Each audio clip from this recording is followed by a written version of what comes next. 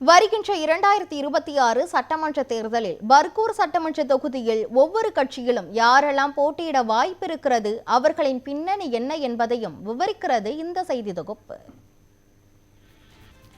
அதிமுக சார்பில் அதிமுக கொள்கை பரப்பு செயலாளரும் தற்போது மாநிலங்களவை உறுப்பினராக உள்ள மு. தம்பிதுரை போட்டியிட வாய்ப்பு இருப்பதாக அக்கட்சியினர் கூறுகின்றனர். அதே சமயத்தில் முன்னாள் சட்டமன்ற உறுப்பினரும் ஒன்றிய செயலாளருமான சி.வி. ராஜேந்திரன் அல்லது ஒன்றிய செயலாளரும் ஏற்கனவே சட்டமன்ற தேர்தலில் போட்டியிட்டு மிக குறைந்த வாக்குகளில் வெற்றி வாய்ப்பை இழந்தவருமான இ.சி. கோவிந்தராசன் ஆகியோரில் ஒருவருக்கு வாய்ப்பு கிடைக்கும் என்று எதிர்பார்க்கப்படுகிறது.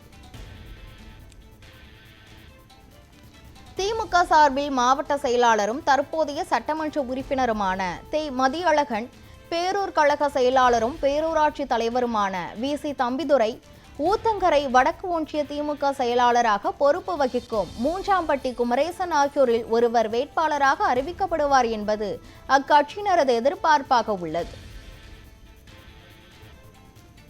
தமிழக வெற்றிக் கழகத்தில் மாவட்ட கழக செயலாளரான இ. முரளி விஜய் என்ற முரளிதரன், காங்கிரசிலிருந்து விலகி அண்மையில் தாவேகாவில் இணைந்த ராஜீவ்காந்தி, கல்வி நிறுவன தலைவராக உள்ள வி. மூர்த்தி ஆகியோரது பெயர்கள் பரிசீலனையில் உள்ளதாக கூறப்படுகிறது.